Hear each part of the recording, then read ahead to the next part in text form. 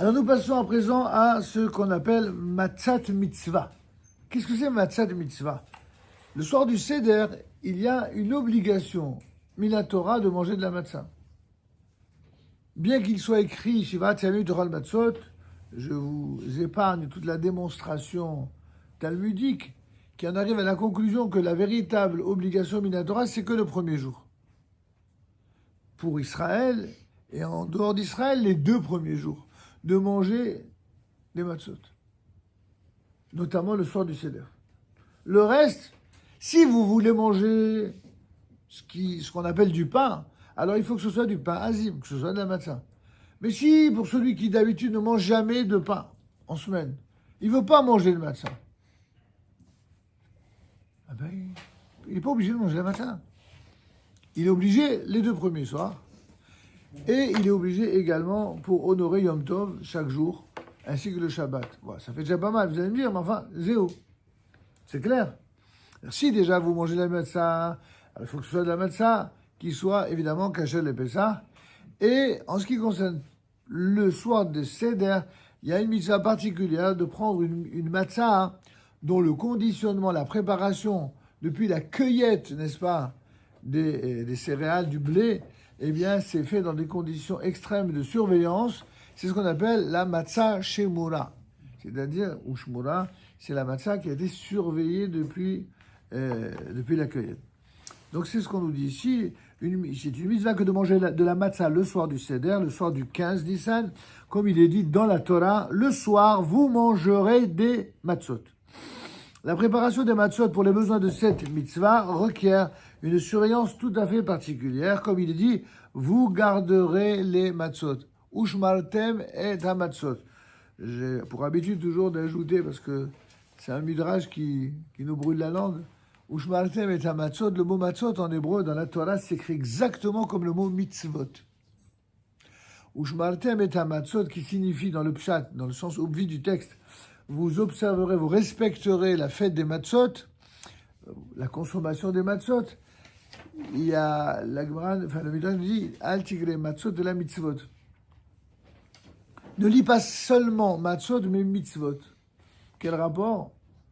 Pour nous apprendre que de la même manière que les matzot sont le résultat d'une pâte qu'on n'a pas laissé monter, enfler, de la même manière, les mitzvot, quand elles se présentent à vous, ne les laissez pas rendre chametz. Quand vous avez une mitzvah qui se présente à vous, alors souriez à la mitzvah et précipitez-vous pour l'accomplir. Et bien, dites, bon, ça va, j'ai le temps. Non. C'est que de la même manière que la matzah est le résultat d'une pâte qui n'a pas eu le temps de monter, la même chose pour les mitzvot. Et donc, on l'apprend notamment de ce fameux Ushmartem et Hamatzot. Ceci étant précisé, tout ça, c'est pour la dimension, comme je vous ai dit, c'est toujours important de connaître la règle, mais l'esprit qui accompagne la règle est important au moins autant. C'est pourquoi, maintenant on met l'esprit de côté, on revient à la règle. Vous garderez donc les matzot.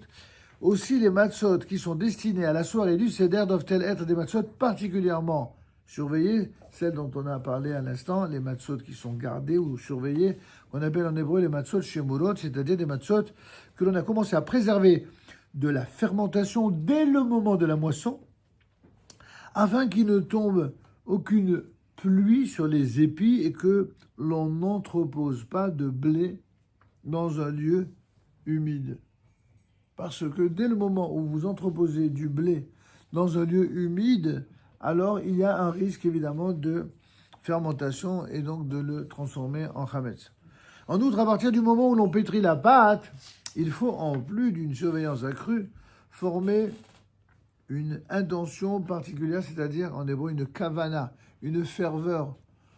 Vous savez, je l'ai déjà dit souvent et je le répéterai 1000 fois s'il le faut, une mitzvah doit se faire avec kavana, avec ferveur.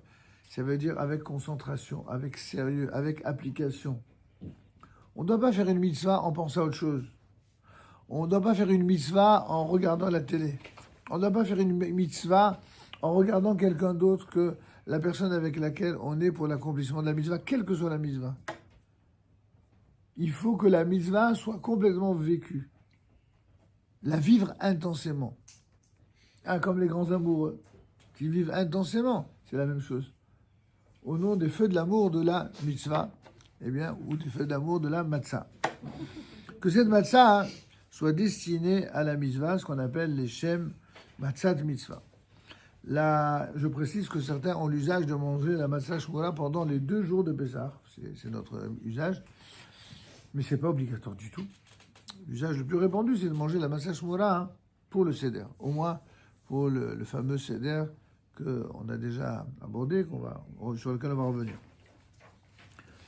Donc, la consommation de la matzah est destinée à raviver la foi, puisque la matzah, on avait déjà dit précédemment qu'elle représente la Emouna.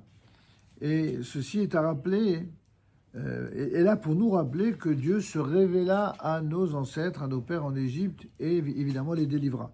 Par conséquent, préserver la matzah de toute fermentation exprime aussi la préservation d'une foi intacte, indemne de tout défaut. Certains embellissent encore leur pratique en choisissant pour la soirée du Seder des matzot shumurot faites à la main. Alors je sais que parfois ça fait sourire certains. Écoutez, vous transposez avec le prêt-à-porter. Vous avez des gens qui sont capables de prendre un costume aux puces à 50 €.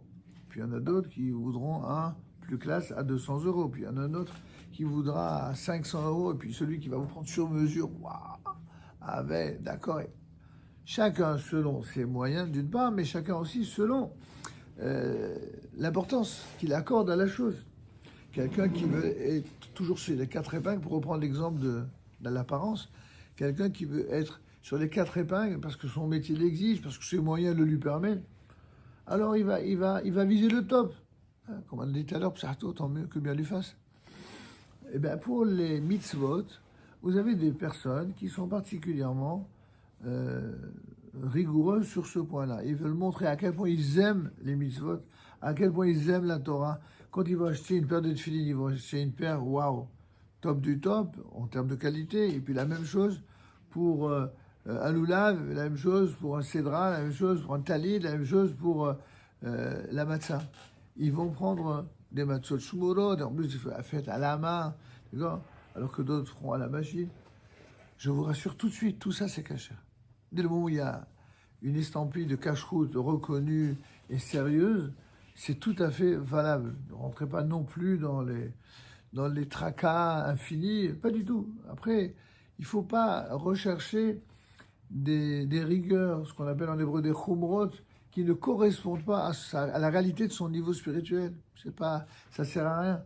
C'est comme quelqu'un qui est un SDF et qui voudrait mettre un truc, une marque très élevée. Alors ça va peut-être le faire kiffer, mais de quoi il aura l'air si il est d'une apparence négligée et même pas douché et qui ne sentirait même pas bon et qui mettrait un super costume. Il va peut-être se sentir bien une fois, mais si c'est quelqu'un qui d'abord se soigne et se douche et s'apprête et après met quelque chose qui a... Là, ça a une cohérence. Donc ça n'a pas d'intérêt. Toutes ces choses-là dont on parle ici, auxquelles on accorde de l'importance, il ne faut pas déplacer sur quoi est mis l'accent, sur quoi est mis l'importance. Pour la matzah, l'importance, c'est de faire la mitzvah de la plus belle façon. Quand on mange la matzah, à quoi on doit penser? On doit penser à la capacité, bien sûr à la sortie d'Égypte, bien sûr, mais à part ça, à la capacité pour un juif de se hisser au niveau moral et spirituel le plus élevé en étant déconnecté de ce qui justement nous détourne de Dieu, de la Torah et des mitzvot. J'allais presque dire la saine obsession de celui qui entretient par l'étude et l'accomplissement des mitzvot de la meilleure façon, eh bien, comment agir, comment vivre la mitzvah pour qu'elle ne soit évidemment pas vécue comme un lourd fardeau, mais au contraire comme un plaisir, comme un bonheur, comme une source réelle de satisfaction. Parce que, voyez-vous, si vous ne vivez pas la mitzvah dans la joie, je peux vous dire que ça ne s'appelle pas une mitzvah. Il existe une paracha célèbre qui s'appelle Kitavo, dans laquelle il y a à Dieu ne plaise, et que Dieu nous en préserve le plus grand nombre de malédictions possibles, imaginables. C'est le seul endroit où il y en a autant, 98 malédictions. Et à la fin de la série, qui est entre guillemets promise, si par malheur on ne fait pas telle chose, si on trahit l'alliance, c'est quoi la vraie raison officielle qui est annoncée dans le texte? Tahat asher lo abadta et Hashem besimcha uvtuv levav merov kol. Parce que, alors que tu avais absolument tout pour toi, tu avais l'abondance, tu avais la satiété, tu avais le confort matériel, quand tu as fait les mitzvot, tu ne les as pas fait avec joie. Tu ne les as pas fait avec ton cœur. Si tu accomplis les mitzvot sans joie et que tu les accomplis sans le cœur, alors, même si tu te balades avec une Rolls-Royce et que tu as absolument tout ce que l'argent permet d'obtenir, en fin de compte, tu ne vas même pas prendre de la joie dans cet amas de matérialité. Et malheureusement, ce sera le point de départ d'une succession de déchéances, d'insatisfaction, de disputes, de destruction, d'opposition. Bref, l'histoire, quoi. Une catastrophe dans tous les domaines. Ça va aller de travers et on voit ça tous les jours. Je vous assure, enfin, à partir d'un certain âge, quand on rencontre beaucoup de gens et que certains viennent vous voir pour vous raconter on court pas derrière pour être indiscret, mais quand les gens se sentent pas bien, ils ont besoin des fois de se confier. Ils viennent vous voir. Et des fois, on a une peine, on se dit, mais c'est pas possible. Mais comment ils en sont arrivés là? Et pourquoi? Pourquoi quelqu'un qui a tout pour lui ou tout pour elle souffre à ce point? Et des fois, les raisons sont tellement lamentables. En tout cas, une de ces raisons les plus manifestes, les plus connues, c'est ça. Quand quelqu'un ne fait pas la Torah avec bonheur, avec plaisir et avec cœur, mais il a l'impression qu'il fait des choses forcées, contraintes, et il n'y arrive que des bricoles. Il faut quand même le savoir, c'est important, parce que ça peut expliquer aussi beaucoup de mal-être, que je ne vous souhaite évidemment pas. Donc, pour revenir à notre Matzat Mitzvah le soir du Seder, donc on a dit qu'il fallait veiller à ce que toutes les étapes de la fabrication de cette matzah shmura n'a jamais fait passer cette matzah par un entrepôt qui serait un lieu humide. Mais à partir du moment où l'on pétrit la pâte, eh bien, il faut en outre, en plus d'une surveillance accrue, former une intention particulière. C'est ce qu'on a dit à l'instant, la kavana, c'est-à-dire que cette mitzvah-là soit destinée l'Eshem Matzah Mitzvah. Elle a été confectionnée, fabriquée, enfouie, pétrie, bref, en tant que matzah de la mitzvah du Seder de Pessah.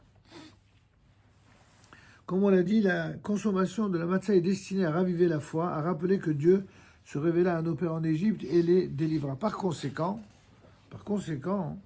préserver la matzah de toute fermentation exprime non seulement la préservation de la foi de tout défaut, et en plus, certains embellissent encore leur pratique en choisissant pour la soirée du Seder des fameuses matzot shmurot qui sont faites à la main, c'est-à-dire des matzot qui ont été pétris, enfournés de la main de l'homme et non par le biais d'une machine. Cela, tout simplement parce que cette ferveur, cette kavana, cette intention dans la confection des matzot faites à la main est encore plus grande et plus manifeste d'après les poskim. Toutefois, les matzot shmurot qui sont faites à la machine sont elles aussi tout à fait valides pour la soirée du Seder. C'est bon? Alors on passe au point suivant. On va pas